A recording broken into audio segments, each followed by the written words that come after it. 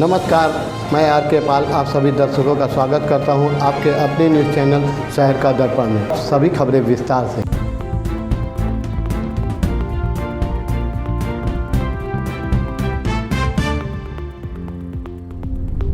Lucknow expo nation ने photo fair 2023 का poster launch किया। आज होटल चरण प्लाजा में आयोजित एक कार्यक्रम में संस्था के पदाधिकारियों ने बताया कि नवंबर की 7, 8, 9 को एकाना स्टेडियम में आयोजित किया जाएगा। पोस्टर को लॉन्च करते हुए अरुण पुष्कर ने बताया कि फोटो फेयर में फोटोग्राफी से संबंधित सभी कंपनियों को आमंत्रित किया गया है। पोस्टर लॉन्चिंग में प्रदेश के कई फोटोग्राफी संगठन के पदाधिकारी उपस्थित रहे। पोस्टर लॉन्चिंग अवसर पर ब्रजेश भाटिया, देवेंद्र सिंह लवली, राज सेहता, अरुण पुष्कर उपस्थित रहे। आइए देखते हैं हमारे संवाददाता की एक विशेष रिपोर्ट।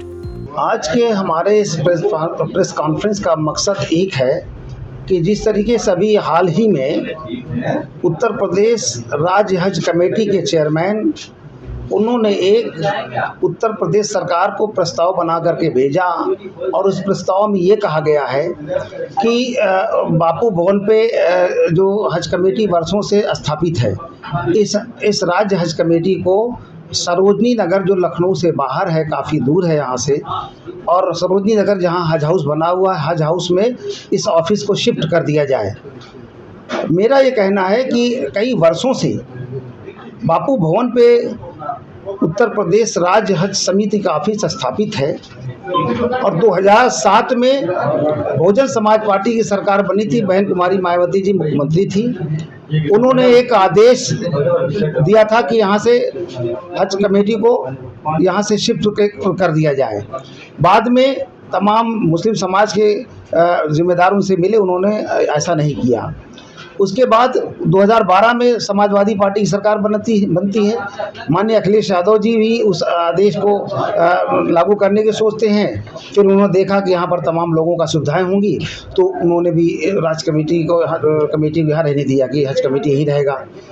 ऐसे में मोहसिन रजा साहब को जाने क्या सोचती, बैठे बैठे एक नए शिगुफे छोड़ते रहते हैं।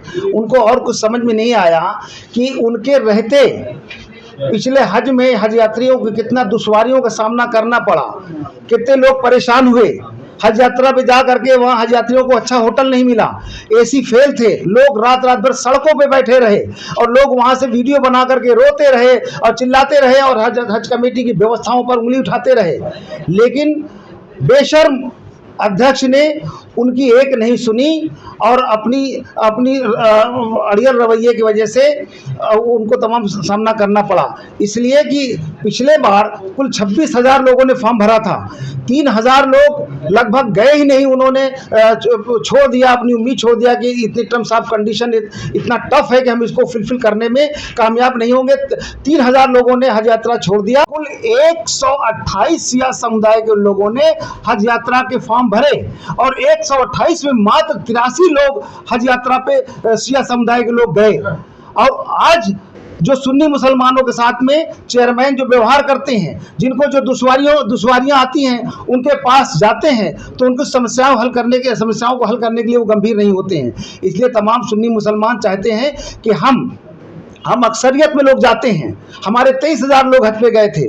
तो चेयरमैन की जो ये रवैया है, जो पिछले बार तमाम लोगों को दुश्वारियों का सामना करना पड़ा, इसलिए हम चाहते हैं कि आने वाले दिनों में हज यात्रा पे आसानी से लोग जा सकें और लोग जो फॉर्म भरे सारे के सारे लोग, जो कोटा है, पिछले बार कोटा भी नहीं पूरा हो सका था, कोटा भी पूरा हो और राजस्व की हानि हुई है, वो हानि भी हमारे राजस्व की नहीं होनी चाहिए। इसलिए अभी से ही दुरुस्त कर लेना चाहिए। जबकि यहाँ पर बापू भवन पे तमाम लोग रेलवे स्टेशन से गरीब लोग आते हैं गांव से, और वो पाई इकट्ठा करके हज यात्रा के लिए नियत करते हैं और उनको यहाँ से सरोजनी नगर जो काफ़ी शहर से दूर है और वहाँ पहुँचने के लिए 5 बड़े सिग्नल, जो बिजी सिग्नल का सामना करना पड़ता है, तमाम सुविधाएं उनको नहीं मिलती है।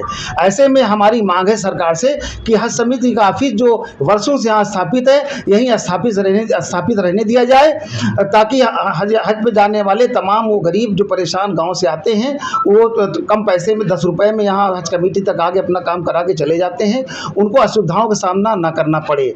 बड़े अफसोस की बात है, पिछले बार 116 लोगों ने माननीय प्रधानमंत्री जी बनारस के संसदीय क्षेत्र से फॉर्म भरा था।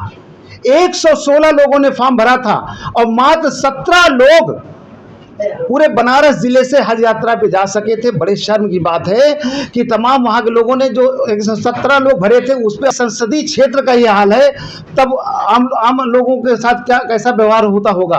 यदि आपने जो अभी कहा आप देंगे मुख्यमंत्री जी को, प्रधानमंत्री जी को इसके लिए ना है, यदि तब भी नहीं कुछ होगा तो आगे क्या करेंगे? देखिए मुझे पूरा विश्वास है कि देखिए ये मसला है हज यात्रियों का, और प्रधानमंत्री जी और मुख्यमंत्री जी पूरी तरह से गंभीर होंगे, क्योंकि हम उनसे ये बात हम चिट्ठी में दर्शाते हैं कि जो जितने हज पे जाने वाले लोग हैं उसमें से 90% हमारे पसमानदा मुस्लिम समाज के लोग हैं, जो कम पढ़े लिखे लोग हैं और बेचारे कम खर्चे में जाना चाहते हैं।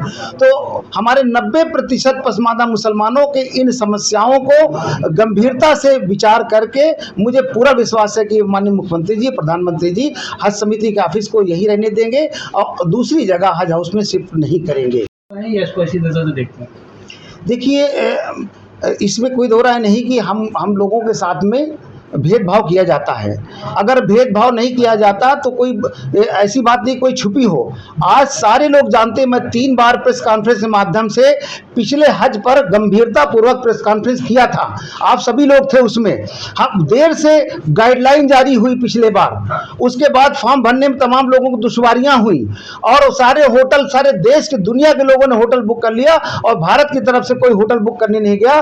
आखिर में जब गाइडलाइन जारी होती है, बड़े जल्दबाजी में बहुत से लोगों ने जाने का प्रयत्न नहीं किया, फॉर्म भर के भी नहीं गए वो, और उसके बाद जो लोग वहां गए उनको तमाम हज के दरमियान बहुत सारी दुश्वारियों का सामना करना पड़ा। लोग वहां रोए और तौबा किए और उसके बाद हज यात्रा की इन व्यवस्थाओं पर उंगली उठाने का काम किया। पूरी कहीं कर रहे हैं क्या? देखिए इसमें देखिए सबसे बड़ी गलती है ये अल्पसंख्यक मंत्रालय का।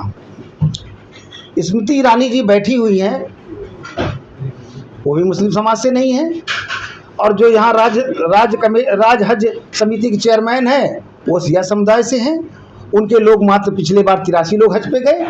जो ज़्यादातर जाने वाले लोग हैं सुन्नी मुसलमान से, उसमें से सुन्नी मुसलमानों में से हज कमेटी का अध्यक्ष बनाना चाहिए ताकि वो उनकी समस्याओं को सुन सके और गंभीरता पूर्वक उस पर विचार करके और उनके मसाइल को हल कर सके। पर्सनल बोर्ड की क्या बात हुई? देखिए all India personal law board, चाहे जमात उलमा हिंद हो, इनसे संबंधित जितने भी संगठन हैं, जितने भी मुसलमानों की नुमाइंदगी करने का दावा करते हैं, उनमें विदेशों से अरबों खरबों का चंदा आया।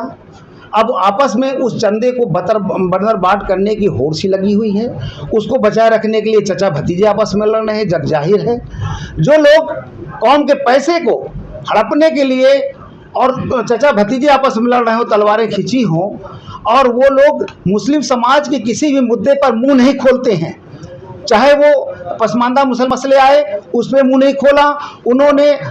हज कमेटी के दरमियान कमेटी में जो भी असुविधाएं हुई, हज हाउस में जो भी सुविधाएं हुई, लोगों को असुविधाएं हुई, सारी जिम्मेदारी सरकार की बनती है, लेकिन सरकार वहाँ पर गंभीर नहीं हुई। इसलिए हम चाहते ये हैं कि सरकार की जो व्यवस्था है, मंशा है, वो पूरी तरह से हमारे लोगों को जैसे ऐसा इन व्यवस्थाओं से लगता है कि परेशान करने जैसा है।